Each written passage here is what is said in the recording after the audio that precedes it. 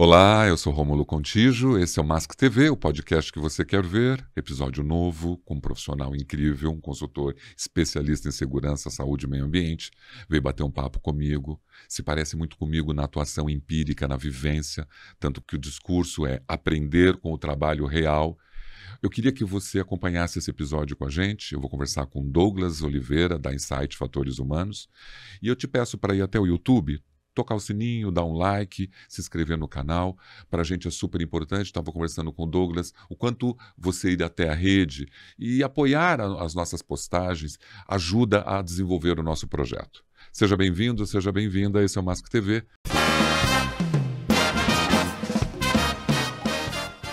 Douglas Oliveira, eu sou muito feliz, honrado. O teu trajeto, com tudo que você está fazendo, chegar até aqui agora, você estava atendendo vários clientes, trabalhando o dia inteiro, estava em outra cidade, veio para cá. Estou honradíssimo, orgulhoso. Muito obrigado pela presença. Rômulo, obrigado pelo convite. A honra é minha. Eu acho que quando a gente vem conversar com profissionais como você, que tem, né, esse viés de levar conhecimento e informação com o objetivo único da gente melhorar os processos de segurança nas organizações, com foco e objetivo em cuidar de gente, das pessoas, que é o produto mais importante das organizações, são as pessoas, e não elas são um problema, como a gente vê por aí. Então, a honra é minha, é um prazer enorme estar aqui, muito feliz, que eu acho que esses canais vão fazer a diferença, né, ao longo do tempo aí, para que a gente possa consolidar, não só pensar no aspecto da segurança das pessoas, mas consolidar conhecimento e informação para quem quiser. Excelente. A gente estava batendo um papo e uma coisa que me aproxima muito de você, porque você como consultor, e a gente acompanha as suas redes, eu acho que se você quiser conhecer mais, você entra no LinkedIn, tem a Insight Fatores Humanos, que tem diversos projetos junto com a Cristiane Lage, mas tem essa história do aprender o trabalho com a realidade, né, no dia a dia, empiricamente, como eu falo, de você conversar com aquelas pessoas, entenderem as dores e os valores dela e contribuir efetivamente numa realidade genuína. Eu fico muito feliz. Sei que você é um facilitador de aprendizagens, um homem que desenvolve as pessoas. A gente vai conversar um pouquinho sobre isso. Nós vamos tentar, Douglas, de uma certa forma, ajudar as pessoas a entender como você trabalha e de que forma a gente pode trazer a questão do fator humano dentro da realidade da segurança, levar as ferramentas e os processos que estão aí na nova visão e contribuir com todo mundo que está aqui com a gente. Eu estou muito feliz mesmo. Eu faço uma pergunta no começo para todo mundo, você não vai ser diferente. E mais para você ainda, essa resposta acho que vai ser mais importante, porque você me disse da devolutiva que você quer dar para o mundo, do seu papel dentro desse planeta. Eu fico muito feliz de você achar que você vai devolver ao planeta, ao mundo, aquilo que você está recebendo. Quando você chegou nesse planeta e por que você veio? Então, eu cheguei 10 de abril, né? Eu não tenho problema com a idade, eu sou de 79, né?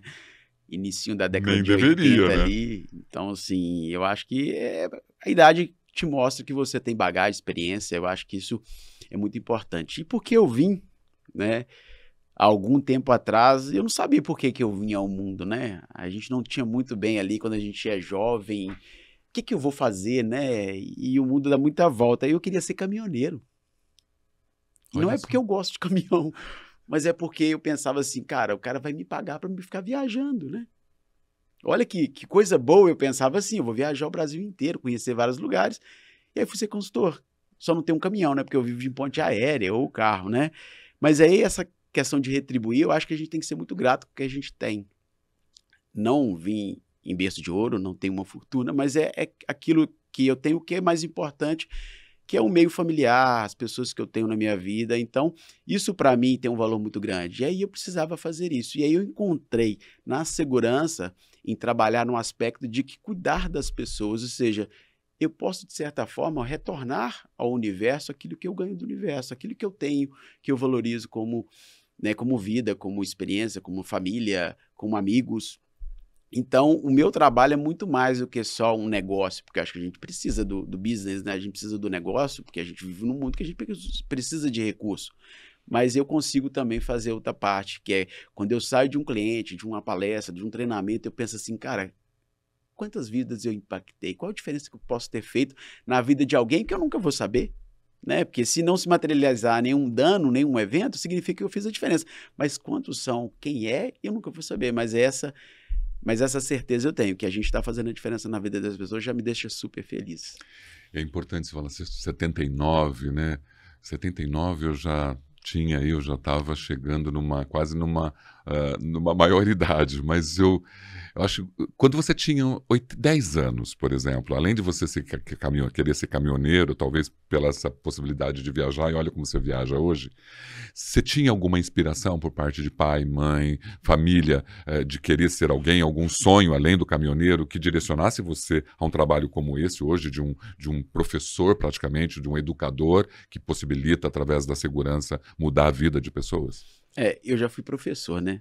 Você já me lembrou, em 2010 eu parei de lecionar. Dei aula para curso técnico de segurança, né? Foi um dos cursos que eu dei aula também. Mas meu pai era funcionário Vale, né? E aí, quando você pensa no aspecto familiar, a família do meu pai, grande parte, trabalha na Vale. Os irmãos dele, que a maioria, meus primos, muitos trabalham lá. E eu nunca quis trabalhar na Vale. E aí, quando meu pai falou assim, quando era, né, ali para os seus 14, 15 anos, que você vai fazer um Senai, você vai entrar num menor aprendiz com o objetivo de trabalhar na Vale. Eu falei, eu não quero isso. E aí foi aquele caos, né? Tipo assim, o que meu filho vai ser, né? Ele não quer trabalhar na Vale, eu sou lá. Ele tinha muito orgulho de culturalmente, ter todo trabalhado mundo lá, né? E a cidade é o berço da Vale, Vale nasceu verdade. lá. Então, o ciclo econômico e a idealização da grande parte da comunidade de Itabira é trabalhar na Vale. Hoje, muito menos, mas naquela época era assim, era o principal empregador. E um status também, né? Sim, ainda tinha uma questão do status. E eu não quis. E aí eu fui muito para o outro lado. Falei, não, eu quero... E aí eu falei com ele, eu quero prestar serviço para a Vale. Eu não quero trabalhar na Vale, eu quero prestar serviço para a Vale. Porque aí, a primeira vez que eu coloquei um uniforme, né, EPI e tudo, e me caracterizei, não foi na Vale, foi em outro cliente, eu tirei uma foto e mandei para ele. Falei, ó, você não queria que eu trabalhasse na Vale, mas eu tô aqui, ó, prestando serviço para empresas como a Vale, eram outras mineradoras. Então, e aí foi essa carreira. Eu queria prestar serviço para as empresas, não trabalhar nelas, fazer as diferenças em vários aspectos, né?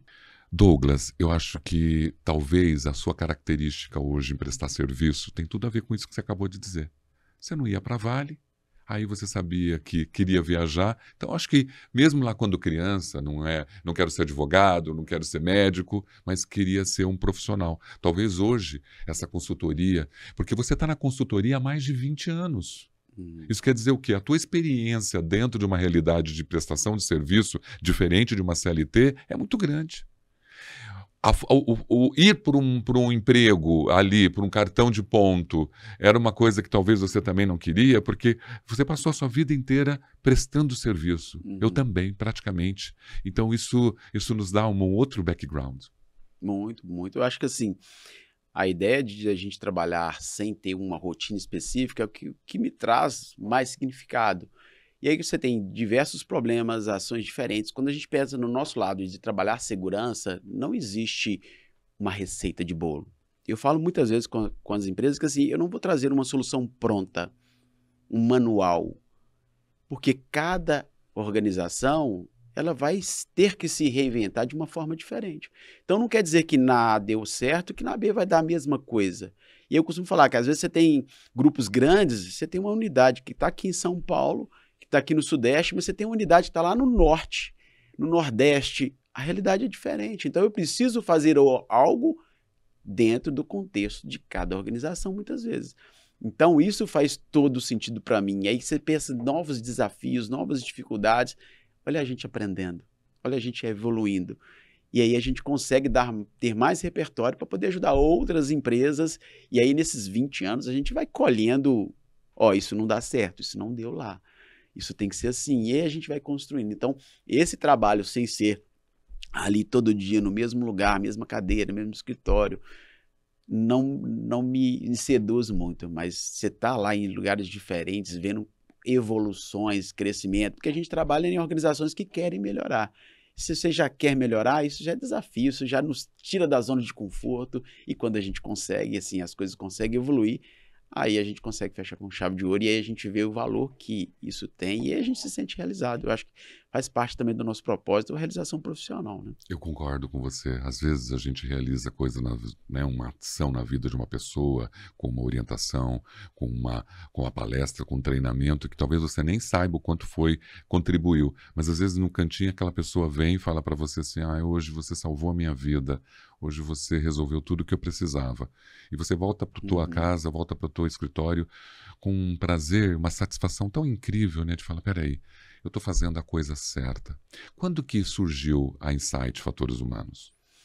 Então, a Insight, a gente não nasceu na segurança, né? A gente nasceu em buscar fazer diferença nas organizações. Ainda mais você que matemática e física fez parte da sua vida, eu queria, né? Matemática e física acho que tem tudo a ver com parte humana também, né? Tem tudo. E acaba que quando a gente vai para a área de exatos, na área de física, e eu fui muito para a área de educação, a gente entende um pouco de andragogia, né?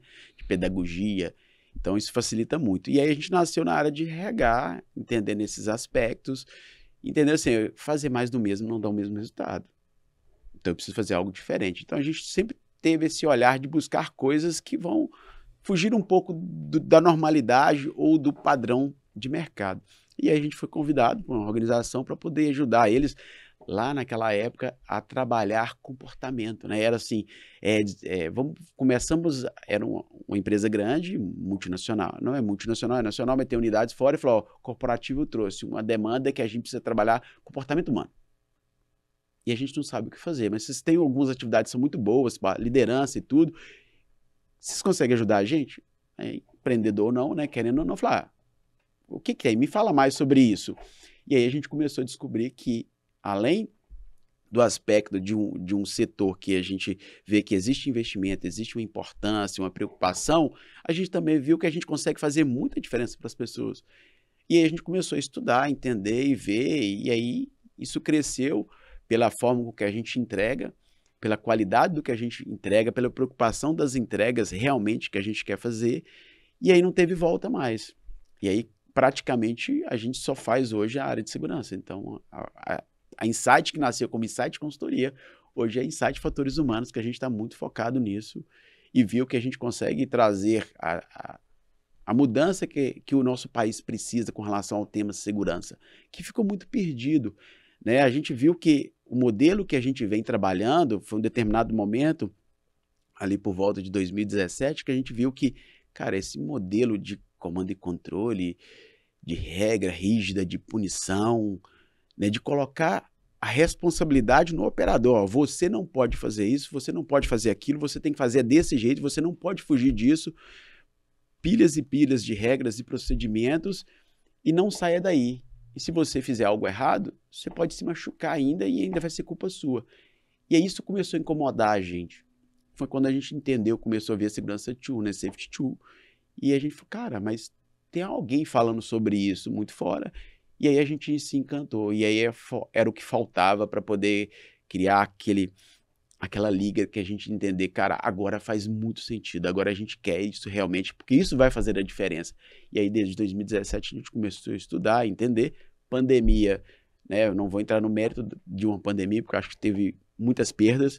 Mas pensando sempre pelo lado do copo meio cheio, foi o ganho que a gente teve tempo para se desenvolver, para se especializar, para a gente se aprofundar e entender que a gente pode trazer mais repertório, mais capacidade para as empresas e para a segurança das pessoas.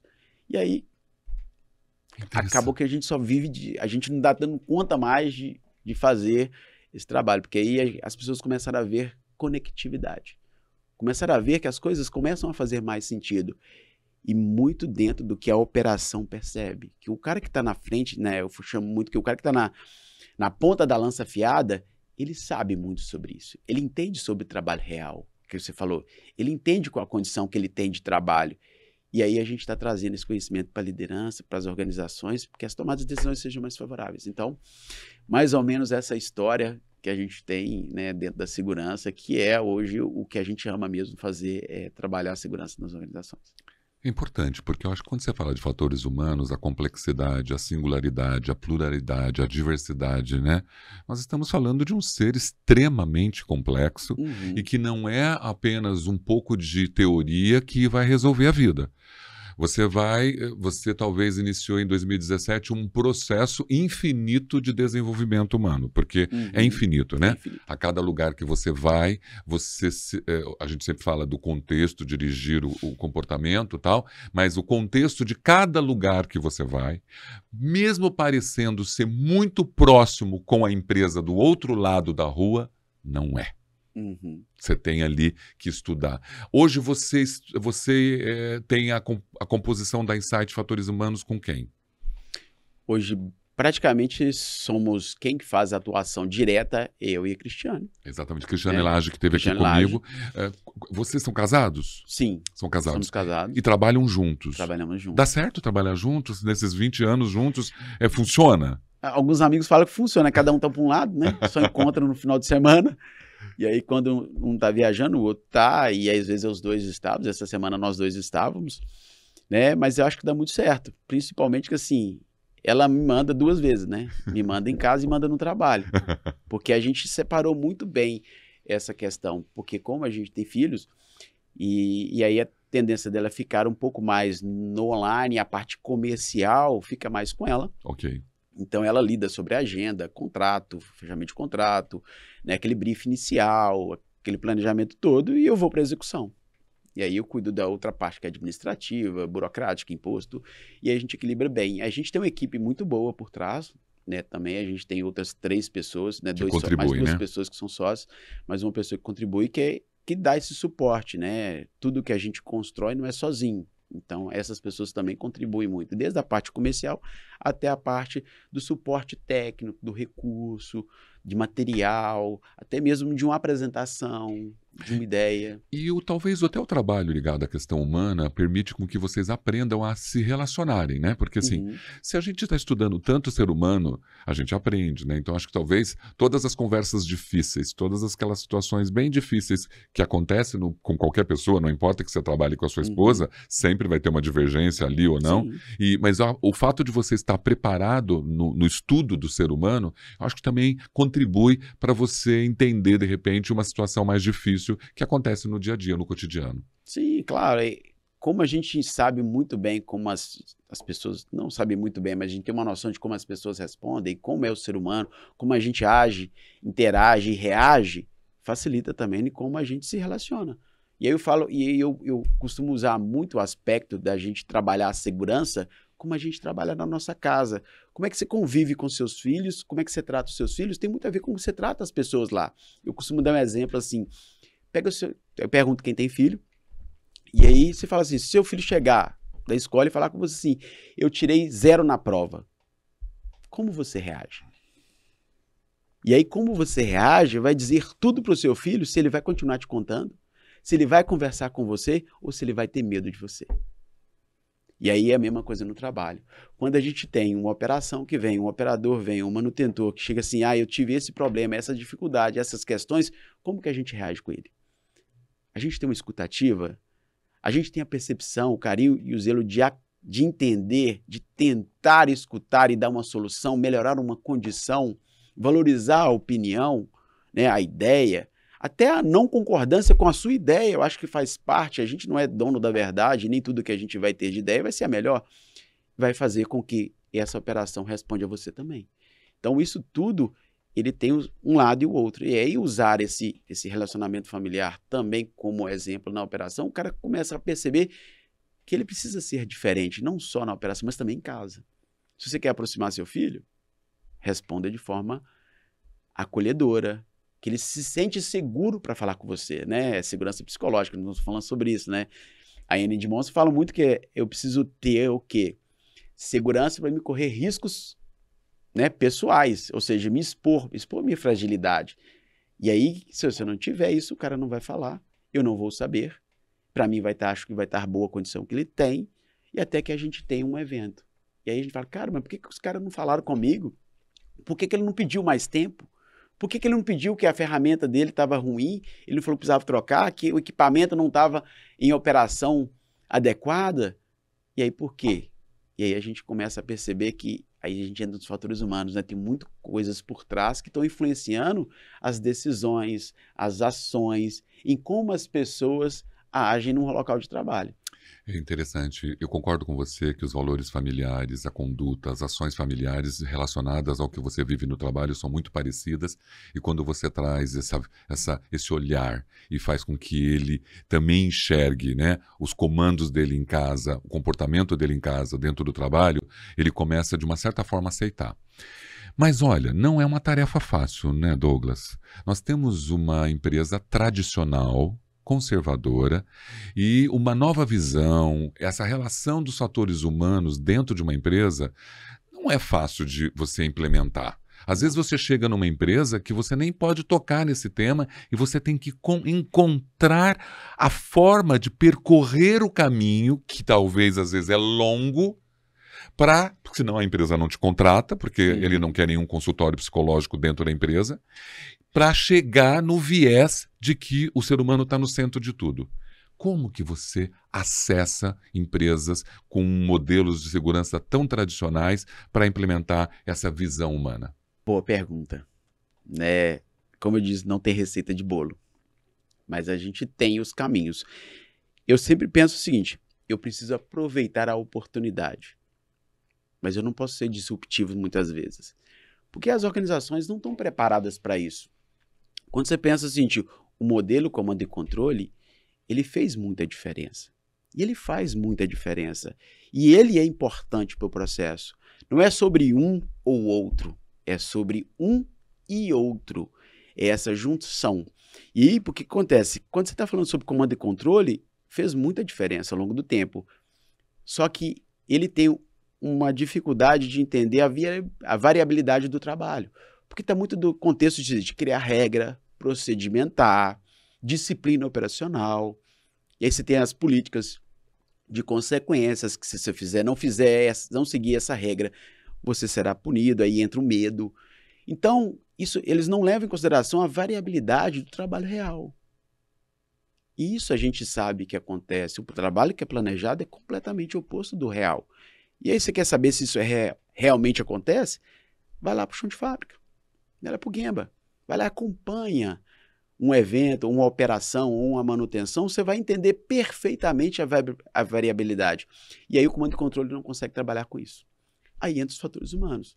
Que é o quê? A gente tentar entender tudo aquilo que está influenciando as decisões, as ações.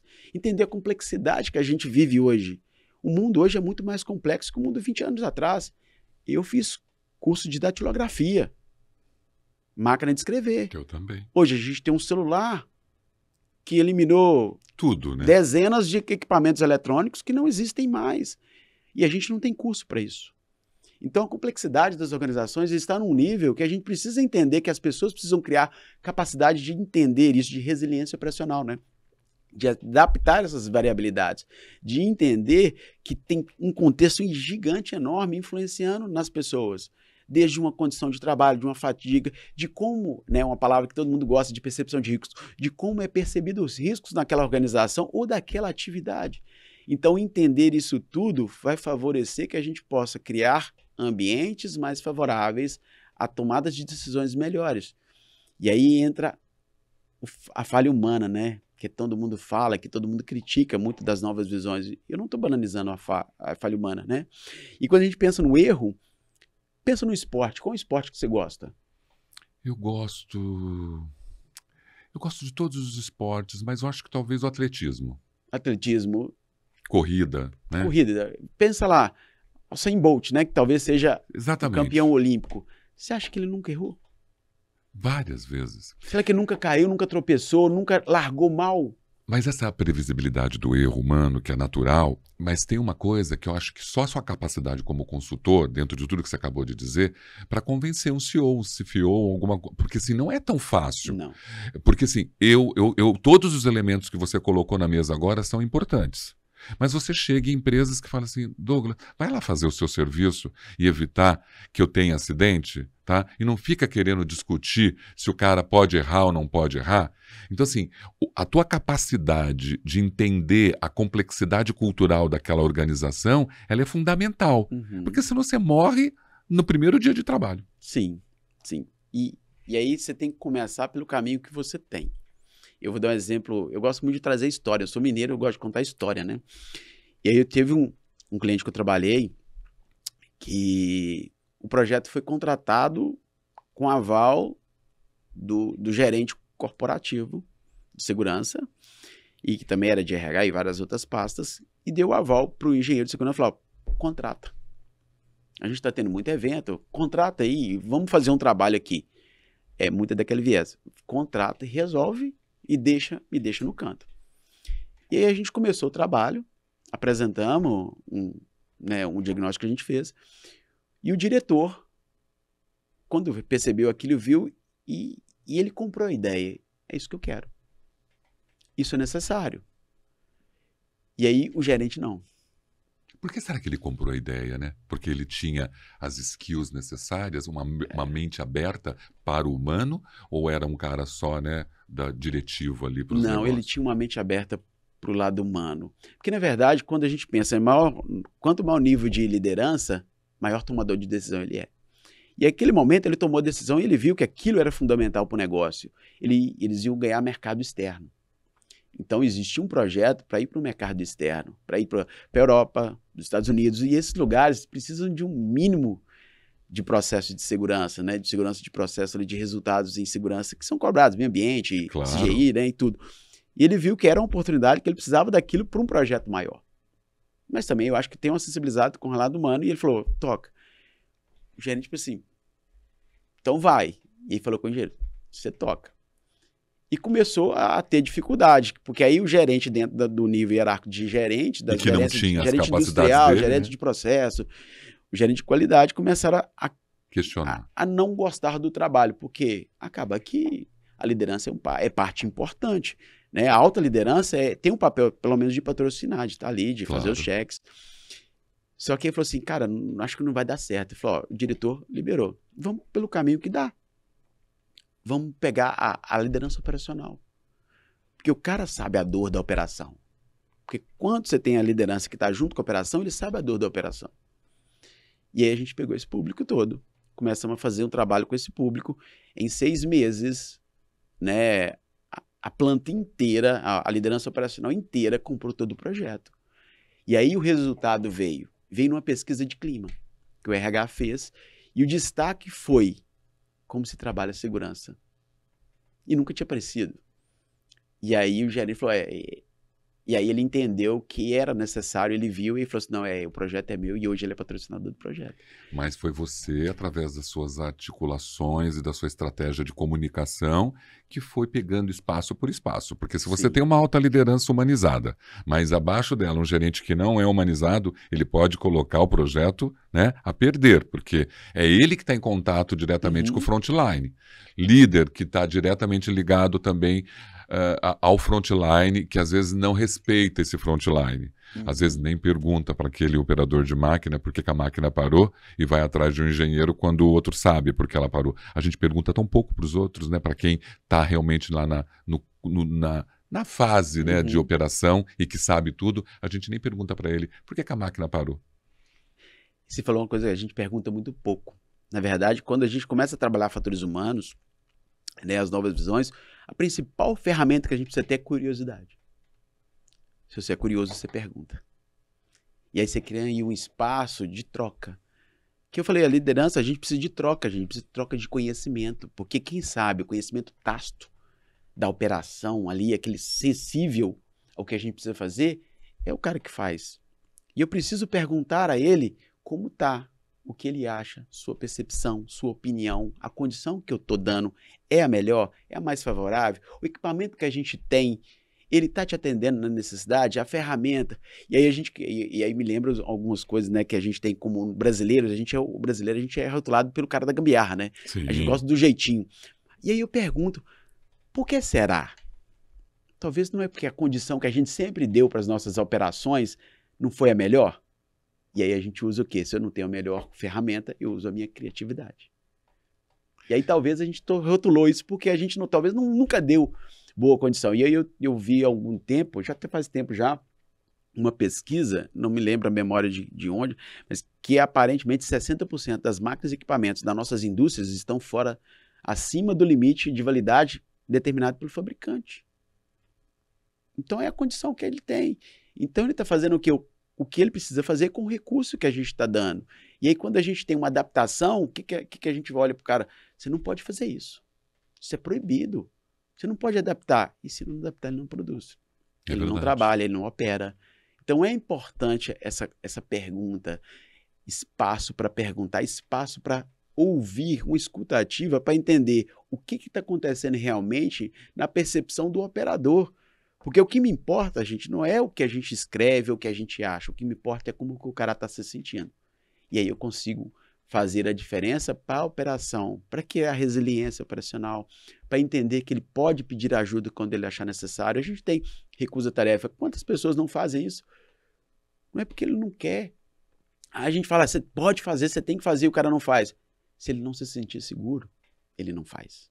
Tem uma questão de da realidade da confiança, né? Nós temos, as pessoas não confiam porque se podem, de repente, parar uma operação, porque no meio do trajeto de um líder, de um gerente, de um diretor, 2 ali concordaram com aquilo, mas um, que está bem diretamente, eu se fosse você não parava. Eu, se fosse você. Ah, mas o diretor falou que lá naquela reunião, lá com todo mundo, que ele aprova a recusa de trabalho. Ah, falou aquilo porque era político para ele falar. Mas eu, se fosse você, não recusava. Ele influenciou aquele cara que estava acreditando naquilo que ele ouviu a não fazer. Uhum. E você falou uma coisa que é um hobby. Eu gosto muito do mercado financeiro. E aí tem uma coisa que a gente fala muito no mercado financeiro, eu gosto muito de Taleb, que fala muito sobre esse aspecto, e o mercado fala o seguinte, o mercado não gosta de dúvida. Ele prefere uma certeza ruim do que uma dúvida. E a mesma coisa é. A mesma coisa. A gente, quando ser humano, quando você fala esse questionamento, será que é a melhor opção? É pior do que você falar para ele assim, não, isso vai dar ruim. Isso aqui não vai dar certo, vai dar esse problema. Ele se sente mais confortável sabendo que vai dar problema, ou você não deve fazer, ou sim, vai dar problema, mas faz. É melhor assim do que não fazer. Ele já tem certeza, isso vai dar problema, mas para ele é muito mais tranquilo saber do resultado final do que o que vai acontecer. A dúvida é pior. Então, isso é importante. Uma das coisas que é interessante de falar com você, que está sempre no famoso Gemba, é que todas as teorias das quais nós estamos discutindo, segurança psicológica, metodologias ativas, HOPE, Design for Safety, tudo isso é muito legal, é muito importante, não é ainda de conhecimento de muitas empresas, mas é você, consultor, que vai ter que ter o segredo, e é um segredo de ouro, fazer com que isso chegue dentro da empresa. Porque você falar para um colaborador que ele não tem que ter medo, que ele tem que expor o sentimento dele e conversar e ter uma escutativa quando a resposta de um líder não existe, então é quase impossível. Então assim, olha quantas voltas você vai ter que estar dentro de uma companhia para convencer apenas às vezes, de que ele tem valor sim, de que ele é importante e de que ele precisa ser escutado. E eu falo assim, a operação falar não é sobre a gente pedir para ele falar. É um sentimento coletivo. Segurança psicológica é um sentimento coletivo. Então, se a gente não criar um ambiente que eles se sintam assim, não adianta a gente pedir, não adianta a gente fazer campanha, colocar banner e fazer, né, um tanto de coisa, porque ele não vai falar. É sentimento, é pessoalidade. Então, a gente tem que criar um ambiente que seja favorável a isso. E aí eu não preciso pedir que ele fale, ele vai falar de forma natural. E aí a gente vai ter o que a gente espera. E aí isso está muito dentro da liderança. Infelizmente, é papel da liderança transformar isso. Quando a gente está falando sobre novas visões, tem muitas coisas que a gente está falando sobre o HOPE. É uma filosofia, é uma forma de se lidar com as pessoas, de se relacionar. Não é uma regra, não é um procedimento. É algo que a gente precisa acreditar. E isso faz a diferença quando a organização começa a perceber, se ela começa a entender que eu preciso valorizar o cara, que ele não é só uma mão de obra, ele é um ser humano e ele tanto sofre interferências organizacionais do mundo externo, ele também gera interferência, né, nesse ambiente também, e é normal, isso é natural, isso faz parte dos modus operandi de um ser humano, a empresa se torna mais humana. E aí esse sentimento começa a ser compartilhado coletivamente. E aí você tem ganhos, e eu falo, e os ganhos não é só em segurança, você tem ganho em gestão, em rotatividade, em turnover. Então, você tem em frequência, em falta. Quando a gente começa a trabalhar esse aspecto, o número de faltas no trabalho diminui. Diminui, porque as pessoas veem o interesse. Eu estou ali não é simplesmente porque o cara quer a minha mão de obra. Eu estou ali e ele vê a importância do meu trabalho, vê a importância de eu como ser humano dentro desse processo. Isso faz toda a diferença. E você também disse de criar oportunidades dentro da empresa. Hoje, eu olho você, assim, trabalhando especializado na questão humana, nos fatores humanos, então você é um profissional que tem condições de fazer uma mudança cultural. Mas nós estamos cheios de profissionais normativos, tradicionalistas, que só vão lá para dar treinamentos de procedimentos e regras muito duros, muito engessados. Um profissional outlier, que é uma coisa que vocês falam muito, é isso que está faltando no mercado? Um profissional que seja preparado para criar condições dentro de lugares e muito adversos, porque são muito adversos. Quando eu trabalho como você, nós estamos na linha, não adianta a gente dizer, ai, não é, não é. Nós temos que encontrar caminhos de comunicação, assertividade no que falamos, assertividade na nossa estratégia, para convencer algo que está ali preso a uma norma, fala assim, e a norma, e pior ainda se o indicador for bom. Se não tiver acidente, se tiver boa produtividade dentro de um regime de medo, aí o teu trabalho é árduo. E quando você vai falando isso aqui, vai vir um monte de histórias que a gente tem, né? E vamos pensar em partes, né? A formação hoje dos profissionais de segurança, elas são muito precárias. Sempre foi, né? Eu dei aula para técnicos de segurança. Porque a única coisa que não se fala na formação de segurança é sobre o lado humano. Sobre pessoas. Como é que você lida com gente? Só fala sobre regra, norma, NR. Né? As NRs são fundamentais. E elas vêm se reescrevendo, né? NR1 falando sobre riscos psicossociais, já tinha lá, mas agora ela colocou isso como uma obrigatoriedade, para ter esse olhar um pouco diferente. 45003. Então você tem a ISO também, então assim, isso vem, mas qual é a capacitação que a gente está dando para os profissionais? E aí a gente espera assim, o cara tem que investir. Eu acho também que cada um tem que pensar na sua profissão, no amor que você tem e buscar conhecimento. Hoje você tem canais como o SPTV, é gratuito, você tem conhecimento. Tudo, tem acesso muito a tudo, grande. né? Eu até vi uma vez um especialista falando, você quer ser bom em alguma área, qualquer área, passe 2 anos estudando 1 hora todo dia sobre aquilo. No final de 2 anos você vai ser um especialista. E gratuitamente, porque hoje a internet tem conhecimento assim infinitos. Então, eu acho importante isso, mas também as empresas precisam dar tempo para se aprender. Dar tempo, desenvolver esses profissionais. Se eu não tenho ele pronto no mercado, eu preciso capacitar essas pessoas. Não é querer que eles entregam mais com o recurso que ele tem, não vai ter. Eu falo que aprender e melhorar, gente, é a única forma de evoluir. Eu não sei se você, quando vai numa empresa fazer uma CIPAT, percebe que a CIPAT é tudo para ele, morre ali naquele dia e nunca mais se discute aquele assunto. A gente tenta falar de fatores humanos, fala, olha, é uma constância. Eu não desenvolvo e mudo uma pessoa hoje no evento da CIPAT. Eu não vou conseguir transformar essa pessoa, mas eu só tenho dinheiro para isso e é isso que vai acontecer. Então, como que aquilo vai acontecer, uma transformação, se é um evento uma vez por ano? A complexidade humana é muito maior do que um evento de um dia. A CIPAT eu acho que faz parte do processo. Eu acho que é importante a gente falar nessa semana especial sobre segurança, mas não é só nessa semana. Eu acho que tem uma coisa que tem que ser cascateada. E às vezes até a CIPAT, às vezes é o único evento que algumas organizações têm e ela só quer que o fornecedor chegue lá e expõe EPI, expõe produto de segurança, de graça, ferramenta, ali, não gastou e aí nada. Enche de brinde para as pessoas irem, né, para falar que está fazendo, que está indo, e aí você perde um pouco do contexto porque ela foi criada. Ela foi criada para ser uma semana para se discutir sobre condições, sobre ações, sobre a segurança, sobre percepções, como é que eles veem, como é que a gente pode mudar, sobre planejamento, e a gente vê pouco. Então, a CIPAT faz parte do processo. Mas mesmo fazendo uma semana só, tem gente que ainda nem faz direito. Eu acho que segurança é difícil a gente colocar o que fazer, como fazer, porque assim, não tem como você falar, faz isso, vai dar certo. Né? Mas eu acho que é olhar para dentro, assim, o que eu posso fazer? Como eu posso criar com o recurso que eu tenho? Porque eu sei que você tem companhias que têm recurso, e aí tem resultados, e tem companhias que não têm bons resultados.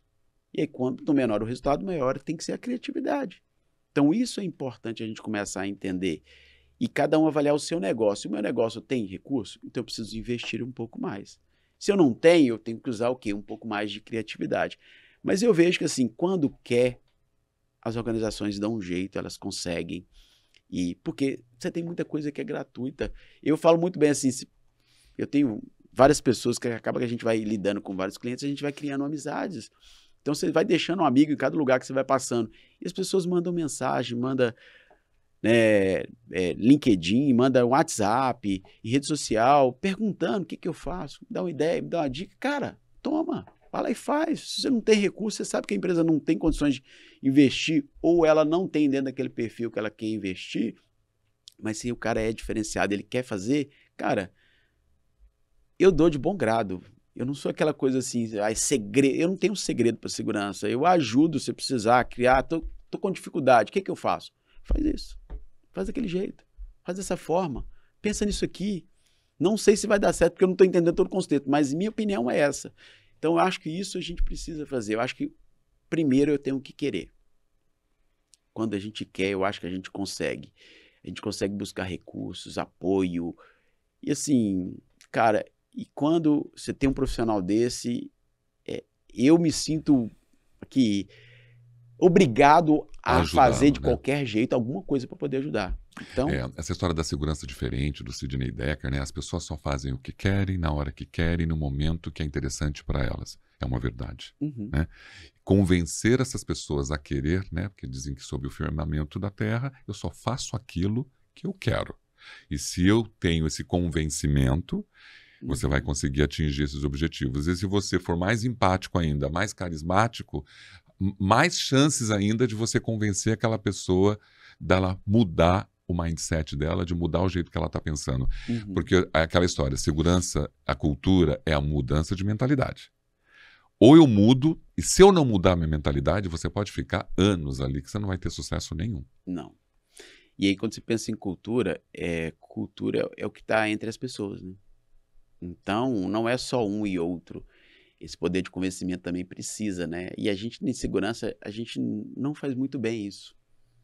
É verdade. Então, a gente tem medo de convencer, a gente tem medo de chegar até um lugar. Eu vejo muitos gerentes com medo de chegar a uma liderança. Não medo dele. Ele conhece o CEO, ele conhece o diretor, o VP, ele sabe que tem ego envolvido, orgulho envolvido, e ele vai se desgastar muito para pedir um recurso para determinada ação. Ele deixa de pedir esse recurso, ele deixa de implementar, por exemplo, uma ferramenta como Hope, ou ele deixa de implementar outras ferramentas da Dupont, o que seja, porque ele não tem... Ele fala assim, não, eu vou perder muito meu tempo para convencer aquele cara de que isso é necessário. E aí tem um consultor que vem para desenvolver tudo isso, para criar condições dele ter confiança para poder, porque só ele vai poder pedir o recurso necessário, não tem outro. Eu falo muito assim, a gente tem que aprender a pedir. Que quando você pensa no CEO, no gerente, no diretor, é um cara que toma decisão o dia inteiro. O dia inteiro dele é decisões. Eu não tenho que convencer ele e ensinar ele o que é segurança. Eu tenho que dar a ele boa escolha. Eu sempre falo o seguinte, pega o que você quer e põe ela no centro. Dá uma opção ruim, barata, mas que com pouco retorno, e dá uma cara que com retorno bom, mas é caro. A tendência é o quê? Geralmente sempre é um meio. A gente sempre tendencia a metade, ao meio, né? Ao centro. E aí o cara vai escolher. Se você for tentar, vamos pensar no Hope. Né? Pensar lá e trabalhar essa filosofia dentro das organizações. Eu vou ensinar o senhor o que é Hope? Entender e tal. O cara não tem tempo. Ele não tem tempo. Então, falou, essa aqui é o que eu quero colocar, é a filosofia, vai custar tanto, e o que a gente vai ter em retorno? A contrapartida é isso aqui. Se a gente não aplicar, a gente vai ter isso aqui de dificuldade, e se a gente fizer isso, mais isso, mais isso, a gente vai ter... Opa, mas... Então vamos seguir só por isso? Ou às vezes nem falar o que é roupa. Porque às vezes você vai falar assim, o erro é algo, eu gosto muito de falar do erro, porque tem muita gente falando mal. Sim. Agora vocês estão Culpar não banalizando corrige isso. nada. Agora vocês estão banalizando, agora todo mundo vai fazer o que quiser. Eu ouço não isso é sobre também. isso. O cara pode fazer o que ele quiser aqui agora e tudo vai ser um erro? E eu não posso punir? É. Não é sobre isso. Né? É sobre criar artifício de aprendizado. É momentos para aprender. Eu falo, aprender e melhorar. Sim. Não tem outro jeito de evoluir. Se você não aprender nada, você vai crescer o quê? Até porque eu acredito que uma pessoa que insiste no erro, apesar de ter um investimento dele cultural, alguma punição vai ter que ser feita, porque assim, tem elementos que são difíceis de mudar, insistem, personalidades agressivas, tóxicas, que estão no meio de todo mundo, e você vai ficar falando para essa pessoa até que hora sobre o erro humano? Então assim, só que essas questões todo mundo sabe, mas sabe quando você está sendo injusto.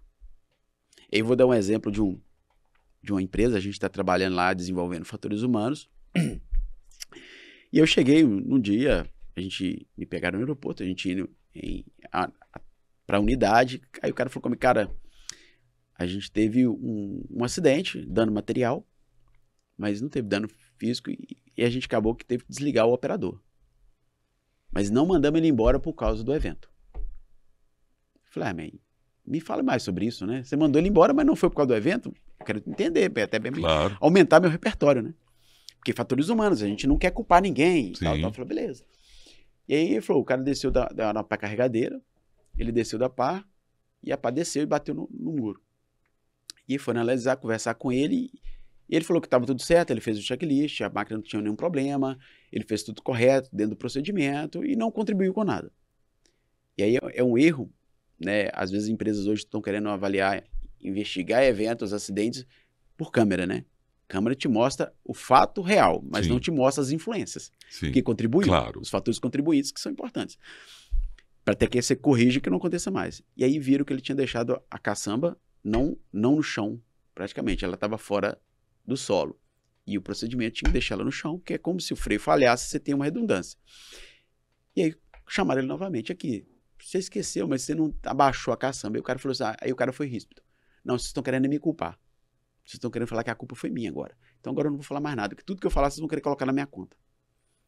E aí o cara pegou e demitiu o cara por causa disso. Eu falei, manda ele embora, porque ele não quis contribuir. Mas não foi por causa do evento. Eu falei, perfeito. E eu falei, não vou te julgar, porque talvez se eu tivesse na mesma situação, talvez eu poderia ficar nervoso e também ter demitido ele. Mas vamos aprender?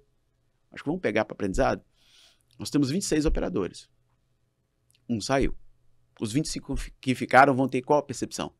Que você demitiu ele porque ele não quis contribuir ou que você demitiu ele porque ele se acidentou? Ele pensou, eu acho que vai ser porque ele acidentou. Claro. Eu falei, então, a gente perdeu, ou a gente criou medo em 25 operadores que estão aqui. E aí, será que o cara vai ter a tranquilidade de ver alguma coisa e falar pra gente? É sobre isso. E aí ele falou assim, mas é difícil, como é que a gente trabalha com um cara desse?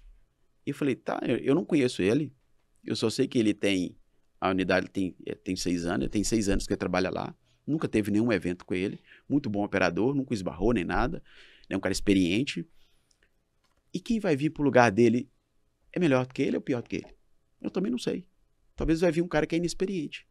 E a inexperiência faz ele não ter habilidade suficiente para poder entrar na doca, e aí ele vai esbarrar num pilar e vai derrubar o galpão em cima do povo que estiver trabalhando lá. E aí, é melhor ou pior? Então, é sobre o quê? É sobre entender que eu vou mostrar para 25 que mesmo que ele não queira contribuir, porque eu não sei o que ele passou, eu não sei o que ele viveu na vida profissional que levou ele a não querer falar. Talvez ele já foi mandado embora por causa disso, ou já viu o colega ser mandado embora e ficou com medo. E aí eu vou mostrar para todo mundo que a gente é mais do mesmo, ou a gente vai mostrar que a gente não é mais do mesmo. E vamos mostrar para ele que a gente não é mais do mesmo, que a gente não está preocupado só em achar o culpado, porque a maioria dos erros não são intencionais. Ninguém saiu de casa para se machucar, né? Ele está tentando fazer algo para poder facilitar ou melhorar o processo da empresa, ou suprir uma condição que a gente não deu, né? Mas aí não vamos entrar no mérito. E aí ele entender, cara, eu me acidentei, eu não contribuí, eu não falei, eu não ajudei, e os caras me mantiveram aqui. Aqui é diferente. então agora eu posso falar. Então é sobre isso. Só que não é um modelo fácil. Não é um modelo fácil. É porque eu falo, eu não estou trazendo facilidade. Pelo contrário, eu estou trazendo trabalho. Vamos ter que desenvolver curiosidade, pesquisa e mudar uma mentalidade de um século. Né? Vamos colocar assim, a segurança começou tratada lá na Revolução Industrial. Então a gente tem 100 anos de segurança que o foco sempre foi o problema ser humano. O ser humano era o problema das coisas. E a gente precisa transformar. O ser humano não é o problema. Talvez nós somos o único ser no universo, né? Não sei, eu não conheço outros universos, mas no nosso planeta que tem a capacidade de se adaptar em ambientes complexos, de ter a tal resiliência operacional que a gente precisa. Então a gente tem que começar a encarar que a gente pode ser a solução do que a gente precisa para melhorar os nossos indicadores de segurança, que às vezes são bons, não é porque a gente é bom em fazer segurança, às vezes são bons porque as pessoas têm medo de falar. E aí um cara, em uma reunião comercial, eu participo de poucas, né? Ele falou assim, qual é a garantia, ou qual que é o seu benchmark de redução de acidentes? Aí eu dei uma risada e eu falei, sendo sincero, essa garantia eu não vou te dar. Pelo contrário, em alguns casos o número de eventos aumentam. Mas não é porque aumentam os acidentes que as pessoas se sentem mais confortáveis em relatar. E aí a gente tem um aumento. Mas aí a gente tem a possibilidade de saber onde é que eu preciso melhorar para a gente evitar. Então é sobre isso que a gente... Não, e mais do que você dizer tudo isso, acho que quem está assistindo percebe claramente que você, como dentro da sua especialidade, do seu expertise no desenvolvimento dos fatores humanos, do entendimento humano na segurança, consegue ajudar um monte de gente que está assistindo para entender. Olha que exemplo que você deu, a dificuldade de um colaborador que tem uma característica específica e que faz com que ele seja demitido, não pelo fato, mas ao mesmo tempo influenciando outros 25, mas você está mostrando que o diálogo, a escutativa, ainda é um caminho assertivo para transformar uma operação. Não adianta só você bater, porque eles podem até ali aceitar calado, né? Mas que transformando em pessoas melhores não vai mudar nada, então você vai se deparar com isso. Você vai para lugares que você faz trabalhos e depois você volta e percebe que tudo que você fez zerou e não adiantou nada? Quando são ações pontuais, que é aquela coisa, né? Você tem um evento, chama a gente. Mas quer que você faça... São as propostas indecentes. Tem uma vez que um cliente ligou e falou, tive um evento aqui, a gente tem 400 pessoas aqui na planta, eu quero um DDS especial de 30 a 40 minutos para poder falar sobre percepção de risco, para não ter mais esse tipo de evento. E eu falei assim, ou o cara acha que eu sou Deus, sim, que eu sou um milagreiro, que em 30 minutos eu vou resolver todos os problemas dele lá, e eu não fiz o trabalho nesse caso. Então, assim, a gente percebe muito isso quando você é contratado para poder cumprir uma tabela, dar uma resposta, ou se a gente é contratado porque eu quero mesmo uma mudança. E aí, quando a pessoa quer uma mudança, a gente consegue construir. A gente consegue que as coisas se perpetuem, porque é uma coisa que eu acredito, que eu falo, que eu não posso ser o cara que vai fazer tudo. Eu sou o cara que vai fomentar o aprendizado e vou te dar suporte do como você vai fazer. E aí, às vezes, eu vou deixar você errar um pouquinho, quebrar a cabeça, daquele momento que a gente chama de momento de confusão, de sem saber o que eu faço, como eu faço, mas ali você está criando capacidade, você está pensando, você está buscando recursos, você está fomentando ideias, você está trabalhando ali sua mente para poder melhorar, para evoluir. E aí, esse momento, a organização ela se apropria do processo de mudança. E a gente consegue. Mas quando a gente vai para eventos que o cara só quer fazer, vem cá e faz isso. Só, aí você faz... resolve, todo mundo gosta, muito bom, legal. Geralmente, nos nossos treinamentos, as pessoas saem... O índice de aprovação é de quase 100%. Então, quando a gente faz avaliação de resultado, depois elas vão lá em cima. Só que se você não tem uma continuidade... Uma constância, né? As coisas elas vão se perdendo. Aí chama de novo. Aí quando você volta, uma parte se perdeu ali. Então, é importante ter uma continuidade. É uma mudança de cultura...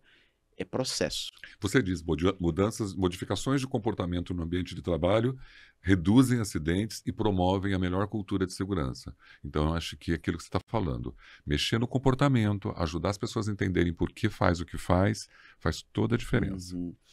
E o comportamento não é ver o comportamento, é entender o que influencia as decisões que vão gerar os comportamentos. Se ele é desejável ou se ele não é desejável. Então, essa curiosidade faz muita diferença, porque pensando no organismo humano, né? A gente, quanto ser humano, a gente também é igual a eles, né? É entender que, assim, a gente... É muito mais fácil você julgar pelo que você vê, gasta menos energia, né? Kahneman falando no livro dele, Pensamento Rápido e Devagar, sobre essas questões de gastos energéticos da nossa mente. É fantástico esse livro. Como chama? Pensamento Rápido e Devagar. Vamos deixar registrado aqui. Então, e aí ele fala o seguinte, você viu o que aconteceu, é muito mais fácil você julgar e tomar decisões daquilo que está de concreto, que é mais fácil para sua mente, você gasta menos energia, do que começar a pensar, o que levou a ele a tomar essa decisão? Quais foram os fatores que contribuíram para essa decisão ser tomada? Tanto organizacionais, quanto pessoais, como coletivo de trabalho, como interior, ele como pessoa única, né? Então, isso talvez seja mais difícil da gente fazer. E aí dá mais gasto de energia, dá mais trabalho, e a gente tende a ir para o mais fácil, que é só ver o que está acontecendo e tentar julgar ali. E aí a gente acha que punir resolve, né? Por isso que ainda... Eu falo muito sobre procedimento, regra, não sou contra, eu só falo, tem que ter. Claro. Mas ela sozinha Rigor, não resolve. né? Mas não resolve sozinho. Não resolve sozinho. Eu pergunto, quando a gente está falando sobre esse tema, eu pergunto para os líderes assim, quantos procedimentos tem na sua área? Os caras não sabem falar a quantidade. Imagina o que está dentro. E aí como que o cara que é da operação, que às vezes viu só aquele procedimento num treinamento de ambientação há 8 meses atrás, ele vai lembrar o que tem que fazer? Não vai. Claro que não. Então é importante a gente criar essa forma. E como que esse cara vai aprender? E aí o aprender está muito aspecto assim, que a gente quer que o cara também aprenda, mas a gente não dá espaço, não dá tempo, não promove o aprendizado. É um fator importante. Você trabalha os fatores humanos tanto na alta liderança até o frontline, até o operador, até o prestador de serviço? Sim. Então, e muito do que a gente trabalha na alta liderança é importante que a gente colha na operação. Então, a gente colhe a operação, mostra o que a operação pensa, sente, como ela age, como é as percepções, porque eu preciso trazer realmente a realidade da empresa. E aí, quando eu falo isso, eu peço para a liderança, vamos descer? Vamos entender realmente esses aspectos? Vamos chegar lá. Às vezes você pensa lá, você tem gerentes que nunca pisou no chão da fábrica, que nunca sujou, nunca calçou uma botina. Aí você pensa que em empresas grandes, você tem corporativos, escritórios corporativos geralmente em São Paulo, as unidades operacionais são longe, o cara nunca foi lá. Ele não sabe a realidade do cara. Ele não sabe a dificuldade que ele tem. O cara só quer comprar um equipamento novo, mas não sabe como está o equipamento do rapaz, como ele está operando. Então é importante isso. E aí, fatores humanos, acho que tem que trabalhar em toda a cadeia. E a peça fundamental, eu falo muito, para isso é a liderança operacional. Esses caras são aqueles que vão fazer o projeto crescer, evoluir, ou eles vão sabotar e acabar com eles.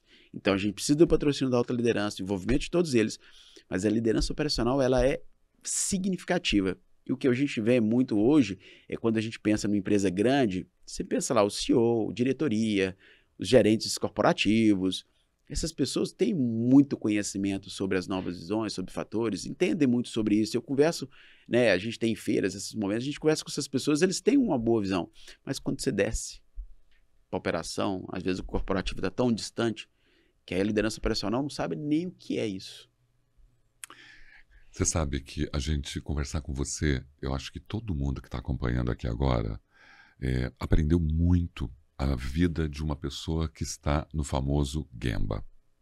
Porque só acompanhar suas imagens nas suas redes, você está lá o tempo todo nos seus treinamentos pessoais. E essa vivência, né? Isso te traz o que você acabou de dizer aqui em 1 hora. Ó. 1 hora, não parece que a gente começou a conversar 1 hora, parece que a gente conversou 15 minutos. Mas é 1 hora de aula, porque você deu vários elementos importantes dentro da construção cultural de segurança que podem ser utilizados para quem está ouvindo aqui. Independente de ser com você ou não. Essa é a parte boa. você está entregando um processo de conhecimento que permite que técnicos, engenheiros, diretores entendam o que você está dizendo. A segurança é uma obrigação? A gente tem uma legislação. Né? Falar que não é, eu vou estar mentindo, porque a gente tem uma legislação, acho que norma, leis, a gente precisa seguir. Concordando ou não, é o que a gente tem. Nesse aspecto, a gente tem que né? lutar para poder tentar movimentar, como a gente está tendo várias revoluções nas NR, nas normativas, de entender um pouquinho isso. Então, isso é um ganho fantástico e eu acho que tende a aumentar, a crescer. Mas acho que a segurança tem que ser uma essência. Eu acho que a organização... Eu não gosto muito quando você chega nas organizações e tem segurança escrita para todo quanto é lado. Eu acho que é preciso ser trabalhada no interior das pessoas. Então, eu falar que a segurança é um valor, é inegociável, é algo desse tipo, eu me sinto desconfortável. Eu preciso desenvolver isso nas pessoas. Genuinamente. Se for genuíno, eu não preciso escrever. Não precisa escrever. Mas o fato da comunicação visual não faz com que a pessoa fique em contato com aquela informação para o cérebro captar aquilo, não ajuda? Sim, mas se na essência não é, por que adianta, né? Desacredita, né? Aí eu começo a questionar. Eu falo lá que segurança... Os programas são muito bonitos. São bonitos, tem nomes bem feitos, maravilhosos. Né? Tem um Comitê pela Vida, Vida em Primeiro Lugar, Vida não se negocia. Segurança em primeiro lugar. Então essas coisas todas, é muito bonito. Só que isso tem que ser casado com o discurso e com a ação de rotina. E aí o cara fala comigo assim, eu me preocupo com as pessoas são mais importantes, mas eu não dou a condição de trabalho. Aí essa imagem traz descredibilidade, desconfiança. Totalmente. O cara fala pra mim, tá vendo aquela frase ali, Rômulo? Não acontece. Mas tá escrito segurança e valor. Só tá na parede. E aí por isso que eu não gosto que tá escrito. Porque se não tá escrito, mas o cara sente, não precisa estar escrito. Mas se você tem isso e escreve, fantástico. Eu falo muito, é sobre percepção da operação, não é sobre a nossa. Mas mesmo que você tenha uma campanha de comunicação bonita, não tem problema. Mas construa a verdade e a confiança de quem está lá. Para toda hora ele olhar aquilo e falar... Porque na prática aquilo não funciona. E aí você vê que as campanhas de CIPAT, né? Pô, com banner de todo tamanho, bonito, todo mundo vai lá e assina. Que a gente vai fazer isso, fazer aquilo. Aí quando chega na operação, o cara não quer escutar. A hora que eu tenho uma dificuldade, a hora que eu vou fazer, eu tô com medo de fazer essa atividade aqui porque eu tô na dúvida. E o cara, não, dá para fazer. Tá liberado, não tem risco não, já avaliei, pode fazer. E aí você desconecta. E aí essa desconexão que traz o problema, porque aí o cara passa a não acreditar. Não, isso aqui é só para inglês ver. Isso aqui não é verdade. Então eu gosto muito se a gente tem a essência, cola cartaz onde é que você quiser. Se a gente não tem a essência, não adianta que não é só o cartaz. E isso é muito de uma cultura fora. Eu estava num cliente que o diretor era russo, né? Eu perguntei sobre segurança, o que ele achava sobre segurança. Aí ele falou, segurança é isso tudo aqui, tudo que está colado na parede. As frases estão todas aí. As pessoas precisam seguir. Aí eu falei, não sei, eu não conheço a Rússia, né? Ele é russo.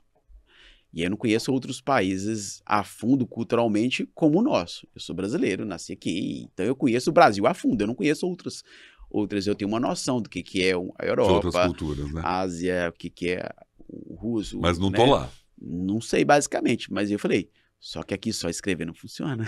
É verdade. Né? O cara tem que sentir e acreditar naquilo. Então, essa que é a grande essência da segurança. Então, a gente tem que você fala assim, de entregar, né? Eu gosto de falar algumas coisas que eu acho que é legal que a gente fez, que é trabalhar contexto, né? Que é trabalhar fatores humanos, entender. E aí a gente fez um trabalho com desenvolver a ferramenta de observação de comportamento. Né? Observação comportamental que todo mundo fala, né? Que eu acho que é padrão. Sim. Cada lugar tem, mas só muda. Várias ferramentas sobre isso, é super importante. Só muda os nomes, mas a essência é ver o cara fazendo certo ou errado. Tem até hoje a IA contribuindo com isso. E aí você chega e corrige. E aí a gente muda. Fala, não, você não vai ver o comportamento do cara. Você vai ver. Mas você não vai perguntar para ele o que ele está fazendo. Você vai tentar procurar o que levou aquilo a acontecer. E aí, quando a gente fez um primeiro piloto disso na empresa, o cara saiu para fazer esse teste, uma dupla, e foram num cara que estava fazendo manutenção no ar-condicionado, parte administrativa. E aí, conversando com ele, me explica aí um pouquinho como é que é e tal, conversando. E aí, mexendo no ar-condicionado, ele tinha que ter feito o bloqueio da energia, né? E ele não fez.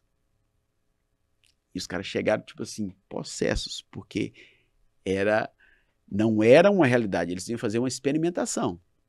E atividades elétricas com falta de bloqueio é regra de ouro, né? Claro, regra de ouro mesmo. E os caras chegaram até suando, porque eles não poderiam fazer nada, porque essa era...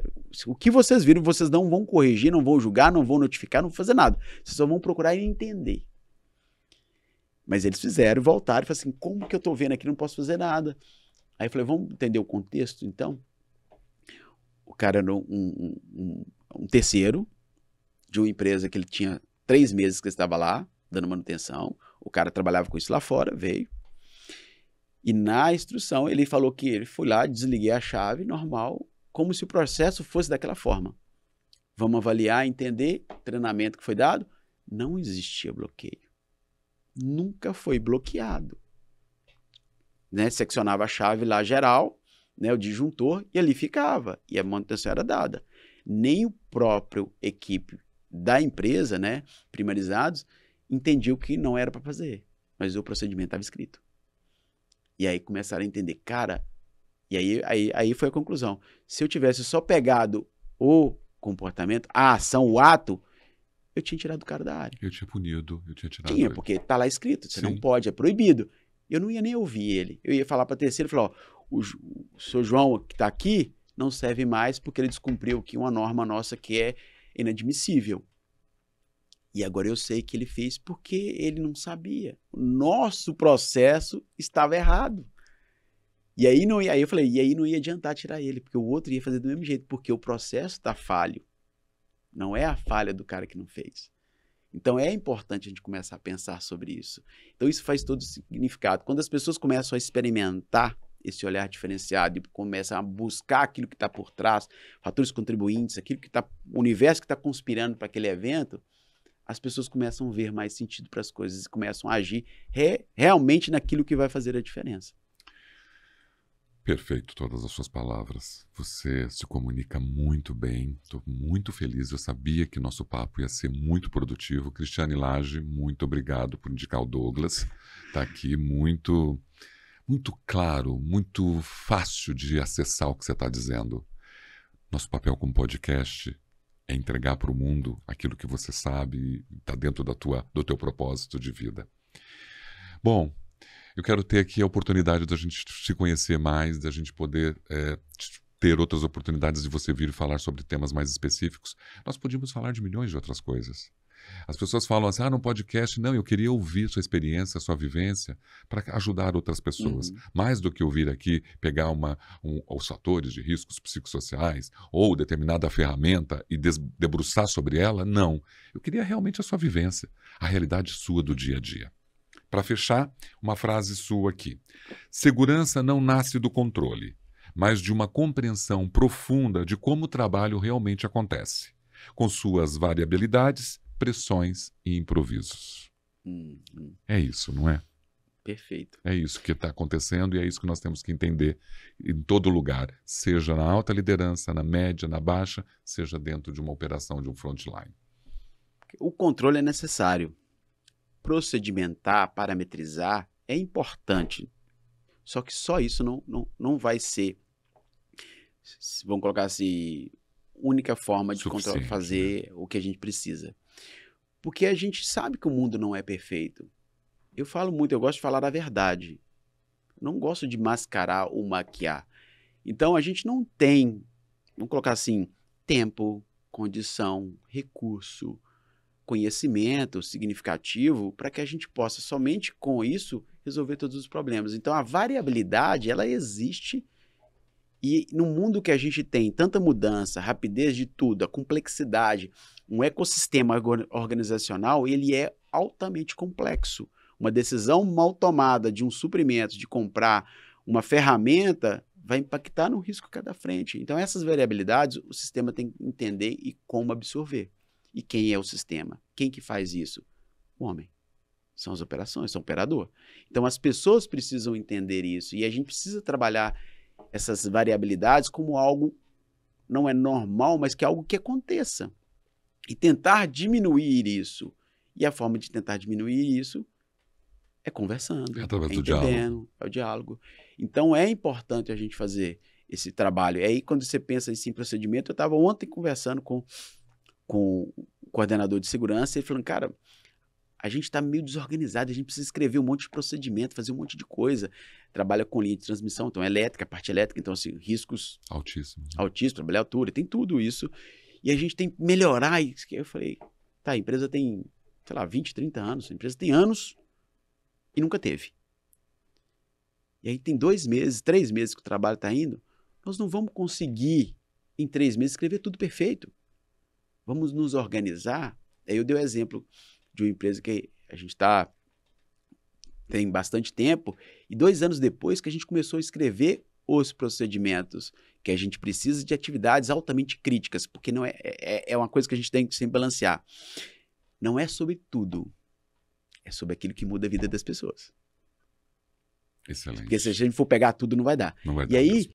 eu falei, agora que a gente começou essas atividades, e quem está fazendo esse projeto é a alta liderança. Ele, como assim alta liderança? Eu falei, eles estão indo, eles não estão escrevendo. A alta liderança pega a média liderança, que pega a liderança operacional, que chama o operador, e esse conjunto constrói o procedimento que precisa ser feito, as normas e regras daquela atividade, na visão do operador. E como? Foto, imagem, rabisco. Eu tenho clientes que fizeram até revista em quadrinhos para falar sobre o procedimento. A gente é visual. No ambiente que a gente não lê o manual do celular, que é algo que talvez seja o patrimônio pessoal mais importante individualmente para as pessoas, a gente não lê o manual disso, que é importante. Imagina ler o procedimento todo dia. Então tem que ser algo atrativo, visível, visual, que se olha e entende, já passou a mensagem, do que pegar um procedimento de 110 páginas e falar assim, ó, qual parágrafo que é? Engole aí, né? Não, e ele não vai ler também, não. Verdade. A gente não lê o manual, você vai ler o procedimento. Então, é muito disso. Eu acho que segurança é esse contexto todo. Eu sempre falo, não é fácil. Dá trabalho. Mas ao longo do tempo é muito prazeroso.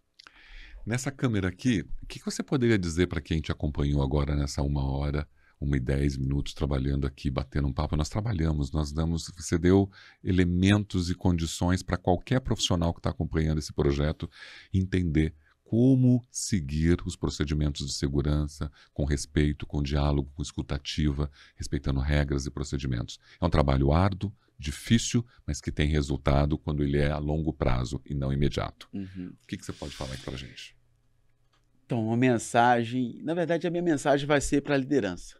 Eu acho que em todos os aspectos das organizações, as lideranças que estão ali envolvidas nas decisões, né, é aquele que pode fomentar e dar condição, né, porque a gente já bateu demais no operador. A gente já culpou demais as pessoas da operação com relação aos eventos, né, aos resultados. Então, vai para a liderança, que a gente precisa hoje criar um espaço mais de entender como as coisas acontecem, do que realmente tomar uma ação depois do que as coisas aconteceram. Então, vamos aguçar nossa curiosidade de buscar o que está por trás do resultado que a gente está tendo. O que são os fatores que estão contribuindo para que as pessoas possam estar respondendo a forma que estão respondendo. E aí isso vai mudar a forma com que você vai enxergar o seu time, a sua equipe e principalmente como o seu time vai começar a te enxergar como um líder que vai se preocupar não só com o resultado operacional, porque eu acho que isso é uma consequência, isso é natural, a gente já faz isso, mas como aquele líder que se preocupa com o que está ali, com as pessoas que estão ali, em dar a melhor condição possível para que elas possam operar, manutenir, até higienizar em suas atividades. Excelente. A Insight Fatores Humanos tem projetos de trilhas, treinamentos, capacitação para você que é da área, capacitação para você líder, né? Tantos movimentos que eles estão fazendo. Segue eles nessa... Eu vou colocar aqui o site da Insight Fatores Humanos para você acompanhar toda a programação de cursos. Tem lá o curso agora Como um Profissional Outlier se Transforma. Isso é muito interessante. Douglas Oliveira, Cristiane Lage, Patrícia Mantovani, todos ali com ótimos treinamentos que eu acho que vai te ajudar. E para fechar esse episódio, uma frase dele mesmo. Refletimos juntos sobre como todos os operadores e a liderança são parte ativa do sistema de segurança, e não apenas espectadores, executores de regras. Douglas Oliveira, muito obrigado pela sua participação. Eu estou muito feliz que você tenha vindo. Boa viagem de retorno, um abraço para as crianças, para a Cristiane, e que você seja essa pessoa genuína e verdadeira e que se preocupe em entregar algo positivo para o mundo. Muito obrigado. Eu que agradeço a oportunidade, me sinto muito honrado em poder conhecê-lo ao vivo, né? E eu acho que é isso, eu acho que é essa parceria, eu acho que essas trocas fazem muito sentido e vai fazer muito sentido para as pessoas que estão assistindo. Exatamente. Eu acho que você merece os parabéns. O que você faz não é fácil. Eu falo porque, eu já te falei, eu sou meio reservado, eu estou começando essa vida mais digital para pagar um pouco mais do conhecimento, mas eu acho que você é uma das pessoas que eu me espelho e tenho como referência, porque o trabalho de você é fantástico. Obrigado pelo convite. Te agradeço demais. Se precisar, a hora que precisar, eu estou em São Paulo sempre mesmo, terei muita satisfação em voltar. Vamos fazer umas pautas importantes para ajudar o pessoal a entender melhor, porque como consultor ali no Gemba, você sabe tudo. Obrigado, viu? Te agradeço e fico honrado. Valeu. Até mais.